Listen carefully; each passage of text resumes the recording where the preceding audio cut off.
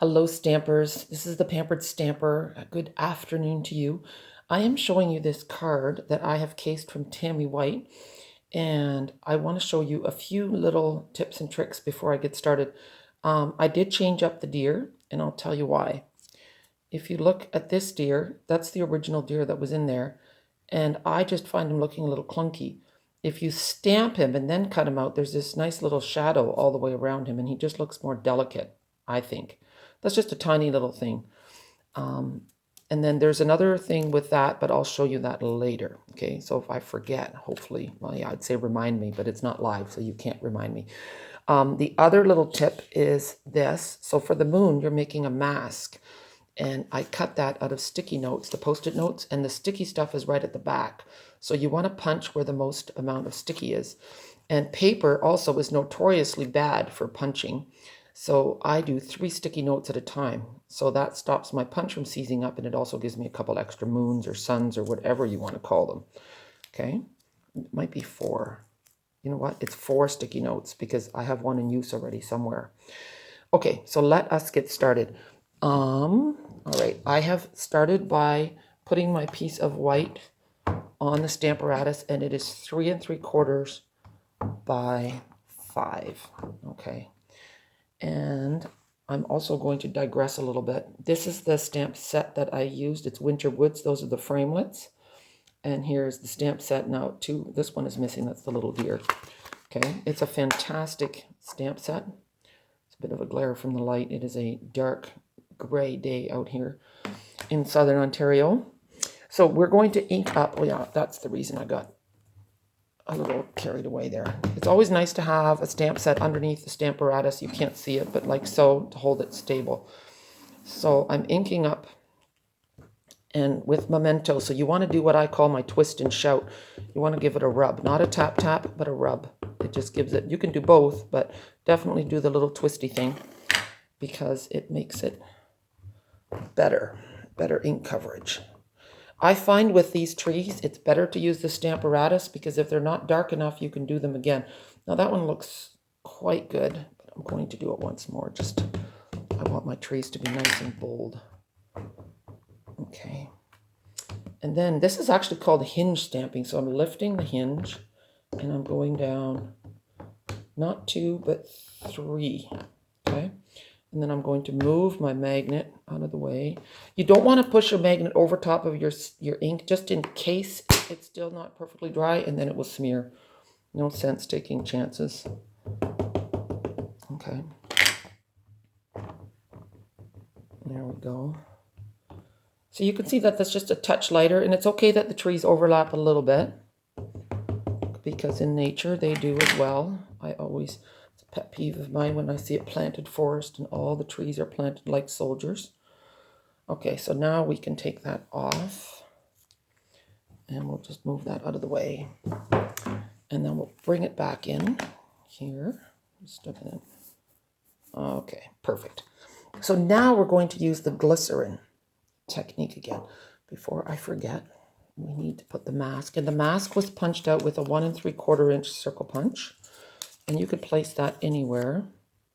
I'm going to move mine over a little bit here. There we go. And one other thing, I have torn a piece of computer paper. I've used it again. I've used it once before. I don't feel like starting with a new one. I just want to use this again. So I'm just going to hold on to that. Okay. Then I have my block. I have put a little bit of glycerin on here, so I'm not going to use any more.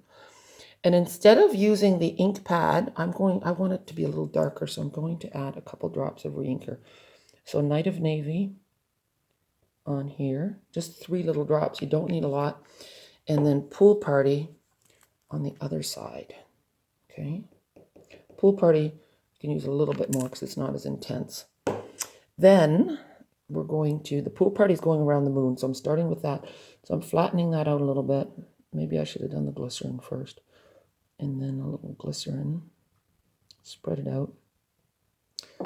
Tap off a little bit. And then this is on with the sticky, so you don't have to hold on to it. Go around your moon. There. I was a little bit generous with the glycerin. But what I love about it is that it doesn't smear. It doesn't smear the black at all. So that's really awesome. Okay, and now we're going to do the navy. So dab, dab, dab, a little glycerin. Sorry, I should do this more, see? And then it's important to go off a little bit, see? It's a little bit. There we go. And now, oh, that's really dark. Oh, my word. Okay, well, we'll see what happens, people. It's always a work in progress. I do love bold things, so we'll see. This could be a very dark winter sky. The glycerin is really, really nice because it just goes on smoothly. And when you start at your edges and work towards the middle, then you get that sense of light coming through the trees from the moon. Have I told you that I love winter? I really do. I was like a little kid this morning with the snow. Love it. I just remember being a kid in school and sitting at my desk and watching the big snowflakes fall down and just being mesmerized and just thinking, oh, I can't wait to go home and go toboggan and lay on my back in the snow and look at the stars.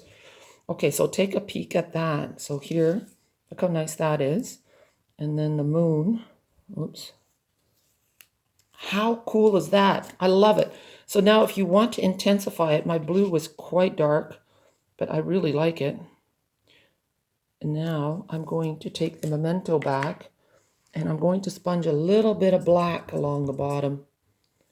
Like so. And there's no glycerin in with the black. I haven't tried that. It might work too, but I don't want it to smooth. I don't want it to glide as much on the bottom. There. Yeah, that looks nice. I like it. You can also go with a little black around your corners. It does add. Even though my blue is dark, it's still nice to add some black in. Okay, sponging is so much fun. Every sponge project will be different. So now I put this away. Oh no, I didn't. So here we also use, the trees are from Winter Woods. And believe it or not, I have not yet used the pine cone or this one. I should challenge myself to do that. I'm running out of time. But the framelits that come with this set are the ones for the pine cones, the ones for the evergreen branch. There's 3 of them. But this plain simple one, this long skinny one, is great for cutting a snowbank. So I thought I would switch it up and do one in glitter paper. So what we do is we pop that up. Well, actually, you know what? I'm getting ahead of myself. I do that. I'm first going to take this and adhere it as soon as I find my tape. I had my tape here. I promise I did. Oh yeah, here it is. Fast fuse I'm using. The trick with fast fuse, don't push too hard, just a light, and then it just glides along. So I'm going to put that on a piece of 4 by 5 1/4. There we go. And just line up your top corners first. And when they look good, the rest will follow. Okay. And then we're going to put it on a piece of navy. So you'll notice I'm trying to remember to do all my layers first before I add dimensionals, because it's easier to adhere things when there's no bumps. Okay. There we go. And make sure it's not upside down. That does happen. There we go. So now we're going to take a piece of this glimmer paper. I believe it's called Sparkle. And yes, here are my dimensionals. You see, I'm still using this great big sheet for my paper pumpkin. I know I like to talk about that because I was so excited when they gave me that big sheet in with that one. Paper pumpkin always has some nice surprises. The Christmas one, this one was just beautiful. I'm still wondering, I have a bunch of extra sets. I'm trying to think of some way that I can use them for engagement, to reward you guys for doing stuff for me, liking my page, sharing things, just make it fun. So this one I'm going to put on the bottom.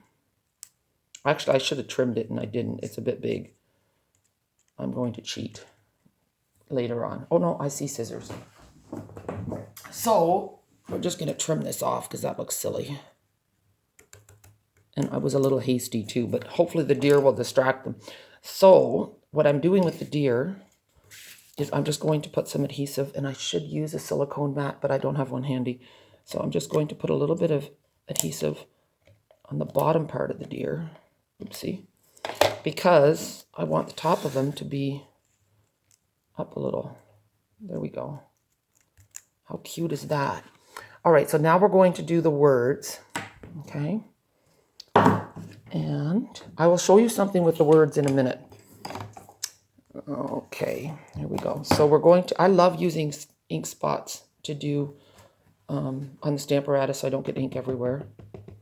Now, I have to confess that this stamp has really confounded me. I have gotten ink in all the wrong spots this morning. I've had to redo this many, many times. You don't see that. Now it's perfect. I have no idea why. There were little threads. There was extra ink. Then I smeared it. Then I went to the washroom and didn't dry my hands properly. And I got water on it. And then it smeared. So, you know, everything looks perfect in the end. But the journey is sometimes a little bit different than what you realize. See, there's a little spot there. It might need a rhinestone. I'm going to let that sit for a minute because I know that the Night of Navy on Whisper White sometimes smears. Okay, now I need my punch, and I'm going to punch out Night of Navy. And I'm going to just cut 2 pieces of it. 1, 2, and you'll see why in a minute. Now I'm hoping this is sufficiently dry. So hold your punch upside down. And then you want to try to line up this edge with your words so that it's not crooked. I know that's a simple thing, but sometimes you forget. And you also want the space here and the space there to be similar, so it looks decent. All right, that little spot's really bugging me. So now we're going to just put tape on both ends, like that. Can you see where I'm going with this? And then I'm going to cheat and just add a little layer. I want to make sure your pieces are not overlapping there. And here we go. I don't know why I'm doing this on my Stamparatus. I should have moved it. But there we go. Now, one other thing. This says thinking of you this season. Look at, I cut mine in half. Because I love the thinking of you, and I didn't always want to use them together. And when you put them on your Stamparatus, you can just push them together, and it's perfect. Okay, so you can double the use of your stamp by cutting them carefully. Okay, so now the last trick is, let's put the card here. This part is popped up. So this half is going to go flat on, so you're only going to put your poppers on the top to level it all out. Okay, we'll just call it a stabilizer. And I also put them half, oops, I should show you what I'm doing. I put them only on the top, and I also covered my seams just for added stability. Okay, so 1, and hopefully I don't have ink on my fingers on the front of this thing. I do not. See, so the poppers are only going on the lower part. And you can do whatever you want. There. So this card, in my humble opinion, would be perfect to give to someone who might not be feeling as festive. It's still a Christmas card, but it's more somber. It's not so, yeah, there's no Santa Claus or bells or wreaths or, you know, fake joy. I mean, I'm all about real joy, but, you know, this is a beautiful, respectful card. Well, I hope you enjoyed that little lesson. This is a fantastic card. Thank you, Tammy, for posting it. And today is also the very last day to take advantage of the Snowflake Showcase. So the host code is always on my blog, thepamperedstamper.com. So I appreciate it so much when you take the time to use that code. Have a super day and a great weekend, and I will talk to you later.